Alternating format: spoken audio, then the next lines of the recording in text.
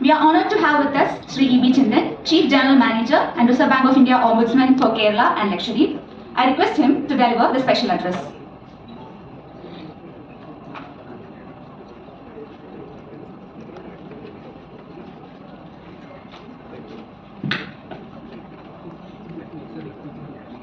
Mr. Srijit, IPS ADGP Cyber Operations, Kerala Police, Shri Thomas Matthew, Regional Director of RBI for Kerala and Lakshadeep, Srimati Nisha Nambiar, Procedure in Charge, FIDD, Central Office, RBI, Mr. Shajit, in charge of FIDD, RBI, Trivandrum, other distinguished guests, senior officers, and respected senior citizens.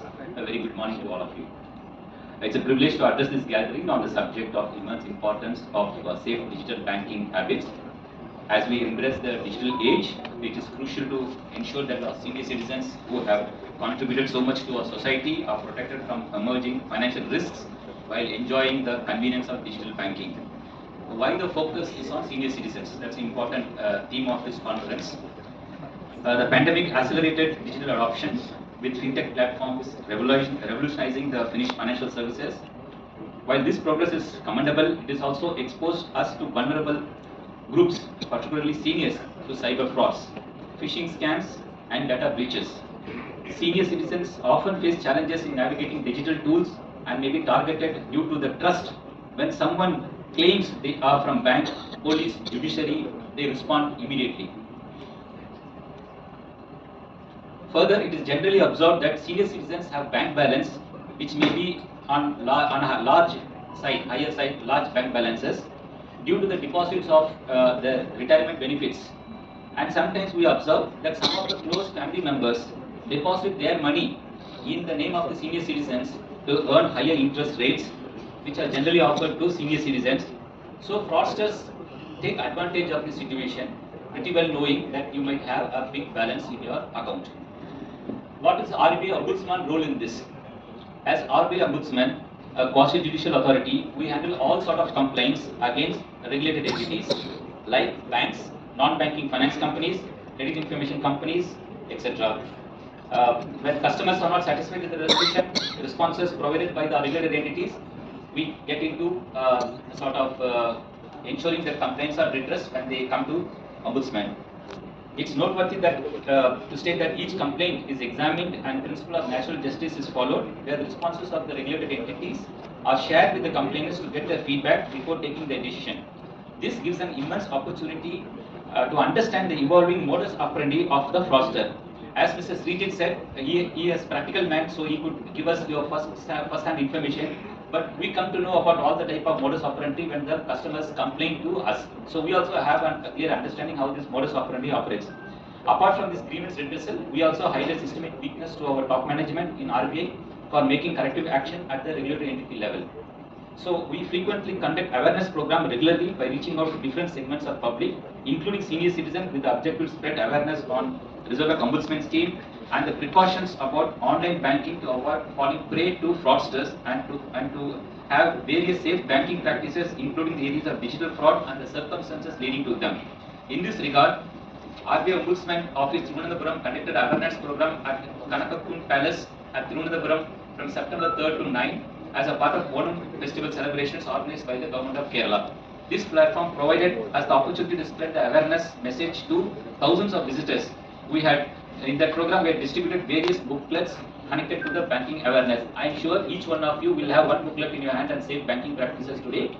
Please read it thoroughly to ensure that you are safeguarding your bank accounts. The type of digital frauds and scams, the target group being senior citizens. Mr. Srijit has already dropped the thunder. He has maybe captured 99% of it. So the first one and the most frequent things we found is the KYC updation and SMS fraud. So fraudsters often target senior citizens with text messages scams, including those with the word KYC updation. So these scams involve sending messages that create a sense of urgency, prompting the victim to click malicious links or share personal information. So courier fraud. This is the next type of fraud. Courier fraud involves fraudsters posing as delivery service employees and claiming that a package is on hold due to suspicious or illegal items. They create a sense of urgency, pressurizing the victim to respond quickly and to share the personal information. Digital arrest form. fraud. I was just sharing with Mr. Srijit just a few minutes before of a case just which we have got about a 63-year-old senior citizen who have been harassed for 3 days and who had died of heart attack. I'm just showing him that message. Digital arrest frauds involve fraudsters impersonate as police officers or Central Bureau of Investigation officers and contact victims over the phone or through video calls, often having fake police station set up or court set up with matching official attire. That gives an impression that it's authentic. They claim that the victim is implicated in criminal cases such as receiving a parcel containing drugs and claiming that the victim's phone number or Aadhaar card is linked to illegal activities. They threaten arrest and demand money for verification, exploiting the victim's fear and urgency and coerce them into paying fines to secure release, which in some cases are repeated for days together. Then fraudulent online trading platform or fake trading apps. These fraudulent online trading platforms boost a very professional design and look. Here victims are deceived to download a fake trading app which show extraordinary profits from the investments, maybe stocks or cryptos or various other online trading investments. However, when the victim tries to withdraw the profits, they are further cheated by telling them to deposit additional amount as taxes or fees. Key risks and how to mitigate them. So these are the type of frauds which generally happens, but how should you protect yourself? Most important thing is watch out for unsolicited communications. Meaning, do not respond to communications which is you are not connected with. Be cautious of unsolicited phone calls, text messages, emails and letters.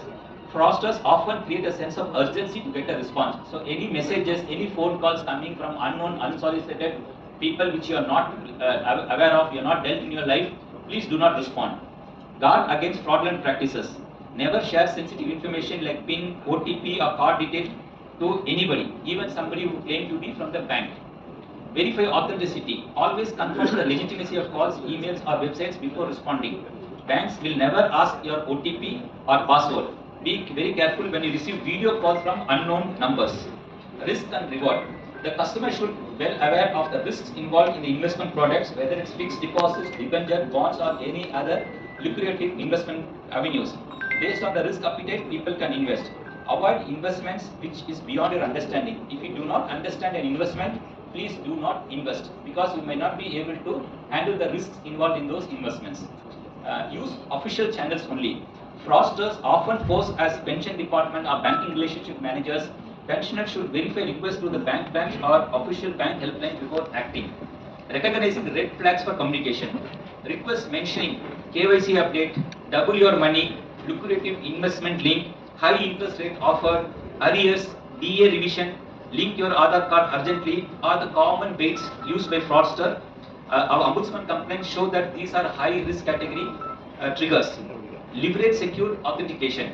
Use multi-factor authentication like OTP, biometrics for transactions, and the regulatory entities mandate dynamic authentication methods like one-time passwords for added security. So please do not share this to anybody who you are not familiar with. Stay informed about scams.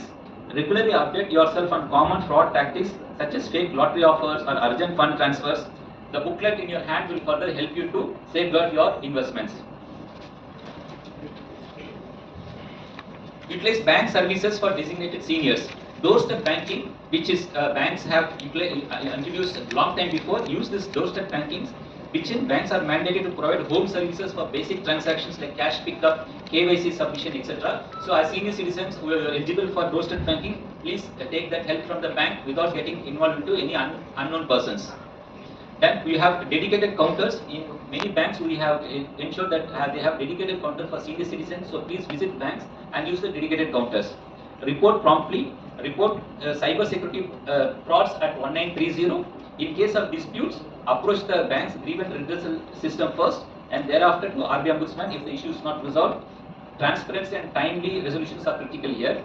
Promoting cultural vigilance, be alert and vigilant, report suspicious activities immediately. Then the most important thing is review your financial statements regularly. Regularly check your bank statements and bill for unauthorized transactions. Here I would like to give an example.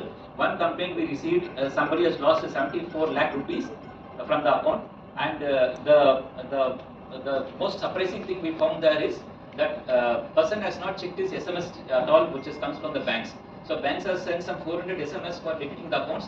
We were surprised to see that the customer has never checked this SMS to know the bank his money is being debited from his account. So always check your bank statements and SMS which you are receiving to be alert.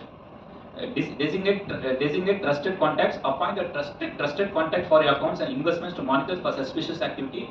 Do not talk to unrelated people on your investments.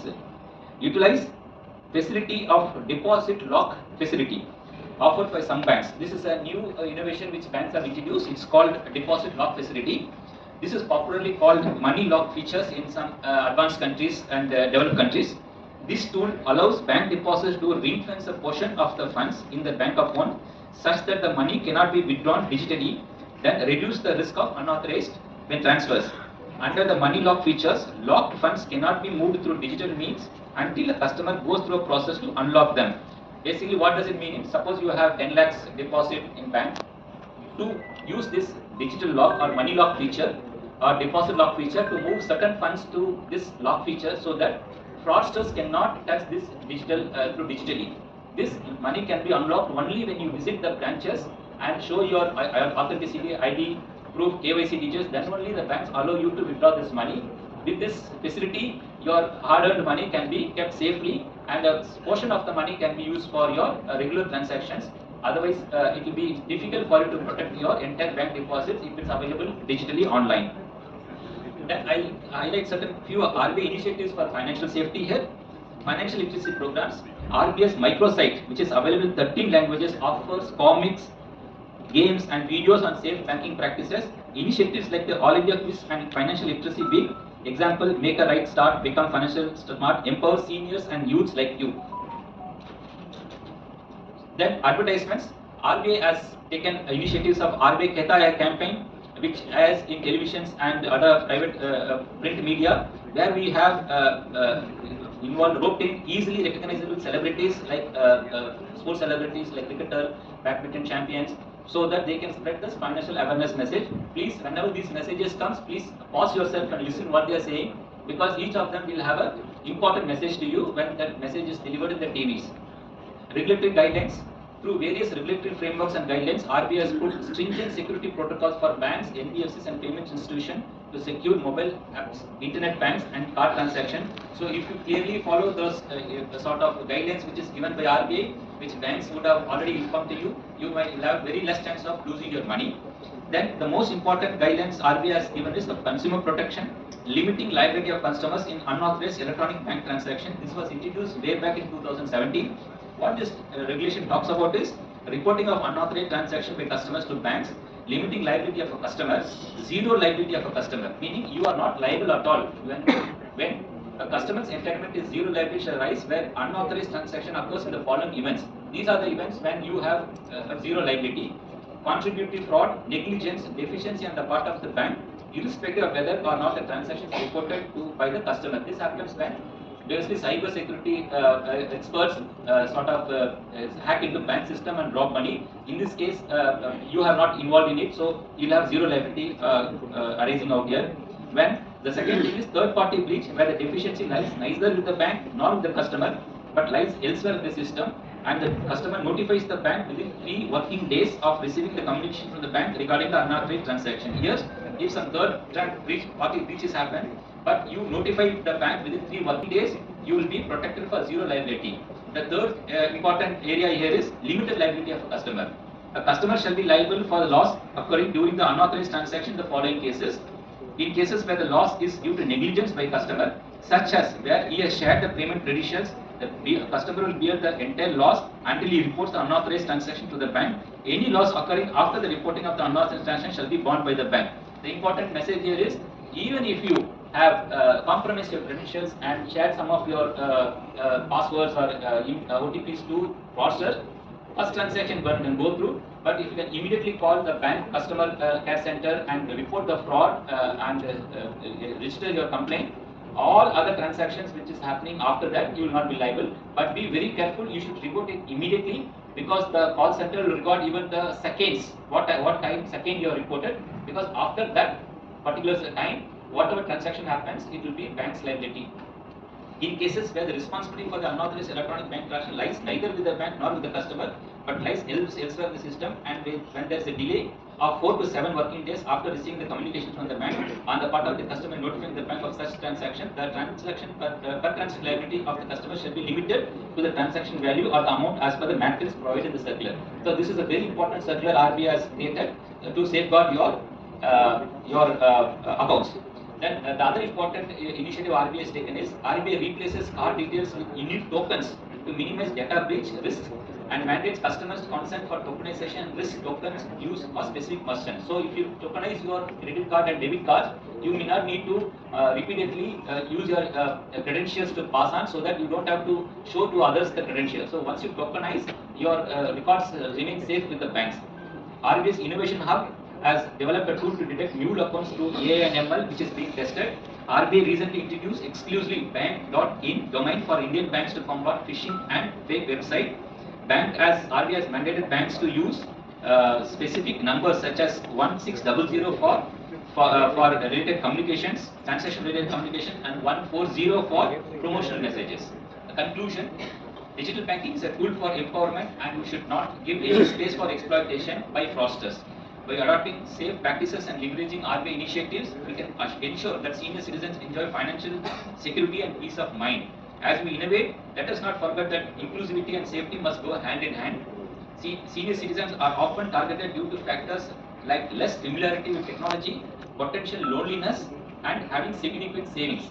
Digital literacy programs and family support can significantly help seniors navigate online banking safely.